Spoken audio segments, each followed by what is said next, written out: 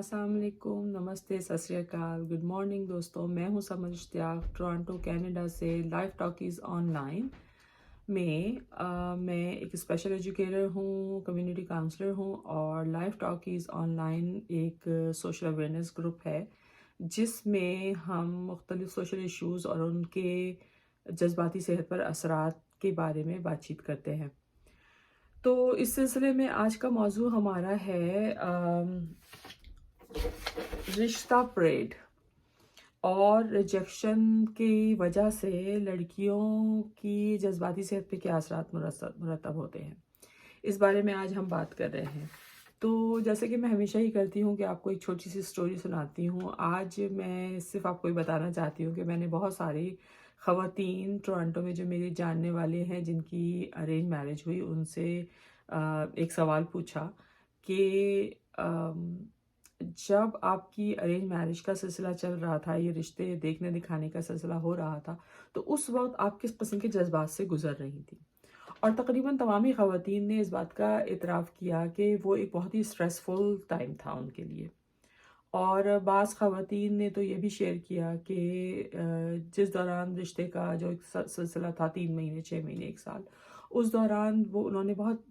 कभी कभी बहुत नेगेटिव मनफी किस्म के जज्बात भी फील किए, जैसे कि स्ट्रेसफुल होने के साथ साथ वो एक शर्मिंदगी का एहसास भी रहा उनके अंदर। इसके अलावा एक लॉस ऑफ होप भी रही, एक ग्रीफ भी रहा और इसके अलावा ग्रीफ के साथ एक खुद एतमादी की कमी महसूस करी उन्होंने, सेल्फ इस्टीम की कमी महसूस करी और इसके अलावा एक ओवरऑल एक सोशल एंजाइटी डेवलप हुई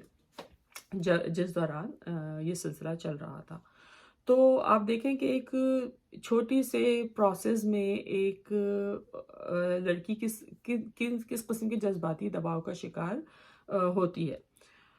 तो आज हम बात करेंगे कि अम, क्या कुछ सवालात हैं इस सिलसिले में कि सबसे पहला सवाल तो ये है कि जो रिश्ते का प्रोसेस जो होता है, इसमें सिलेक्शन का स्टैंडर्ड क्या है, किस बुनियाद पर सिलेक्शन आसान होता है आपका। और इस दौरान जो जवाबात मुझे मौसूल हुए इस सवाल के, वो यही थे कि जो स्टैंडर्ड है सिलेक्शन का, वो जिस्मानी खदोखाल, रंग, गोरा रंग और इसके अलावा आपकी फैमिली स्टेटस, इकोनॉमिकल स्टेटस, आपका फैमिली का क्या है, आपकी फैमिली का सोशल स्टेटस क्या है, आपके वाले साहब क्या काम करते हैं, आपके भाई क्या काम करते हैं, ये बात ज़्यादा इम्पॉर्टेंट है बजाय इसके कि आपकी तालीम और तरबियत क्या है, आपके हुनर क्या है, लड़की के अपने हुनर क्या हैं, उसके पास उसकी अपनी अचीवमेंट्स क्या हैं और उसकी अपनी वैल्यूज़ क्या हैं, वो उसकी अपनी हॉबीज़ क्या हैं। इन तमाम चीज़ों से किसी को दिलचस्पी नहीं थी, बल्कि जब सिलेक्शन किया जा रहा है तो ये जो गैर ज़रूरी चीज़ें हैं मेरे ख़्याल में उन पे ज़्यादा ज़्यादा ज़ोर रहता है। और ये बात थोड़ी शर्मिंदगी की भी है कि 2021 में हम इंसानों से रिश्ते बनाने के लिए हमारी प्रायोरिटीज़ ये हैं कि वो देखने में कैसे हैं या उनके पास कितना पैसा है, अम, तो या उनकी जॉब क्या है, या लाइक जो जो कॉन्शियसनेस है स्टेटस को लेके या अपीयरेंस को लेके, मेरा ख्याल है वो काफ़ी शर्मिंदगी का बायस है और होनी चाहिए। अम, लेकिन सवाल ये है कि क्या ये जो रिश्ते का जो प्रोसेस है, इसमें हम ये साबित नहीं होता कि हमारी दोगलापन नज़र नहीं आता, हमारा दोगलापन ज़ाहिर होता है कि एक तरफ तो हम कहते हैं कि अल्लाह की बनाई हुई हर शय जो है वो खूबसूरत है और दूसरी तरफ हम अपनी मर्ज़ी से उसके मयार मुतय्यन करते हैं। तो जब हम अपनी मर्ज़ी से उसके मयार मुतय्यन कर रहे हैं और उस वक़्त हम बिल्कुल निग्लेक्ट कर रहे हैं अल्लाह की बनाई हुई शय को या इंसान को,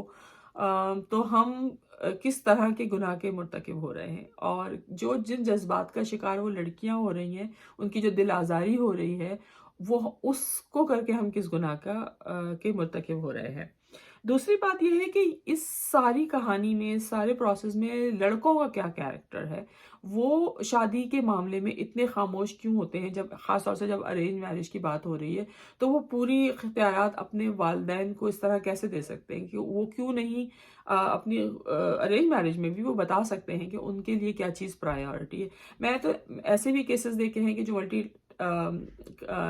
نیشنل کمپنیز میں کام کرنے والے لڑکے جن کا طرز زندگی کسی لحاظ سے بھی روایتی نہیں ہے، وہ بھی جب شادی کی بات آتی ہے تو ایک روایتی لڑکی جو ماں کی طرح دکھتی اور یا آلات کی مالک ہو، اس کو چوز کرنا پسند کرتے ہیں۔ تو لڑکوں کا کیا کردار ہے، وہ کس طرح اس میں سٹینڈ لے سکتے ہیں، اس پورے پروسیس میں کیا کہہ سکتے ہیں۔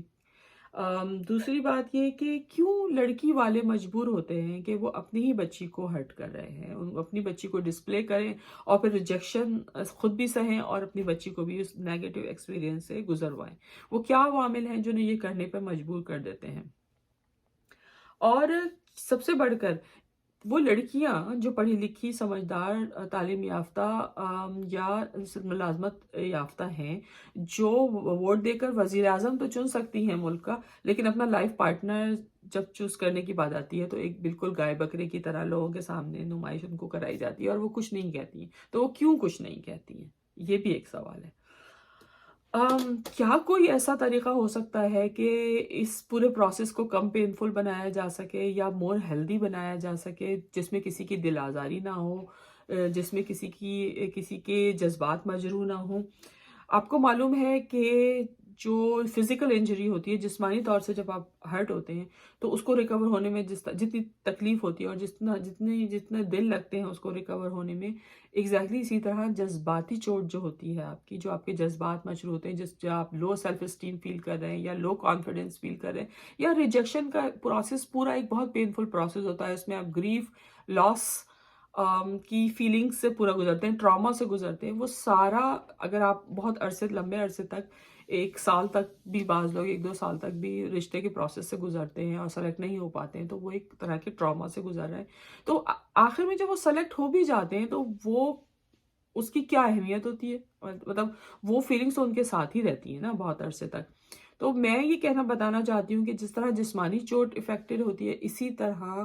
جذباتی چوٹ بھی ہمیں نقصان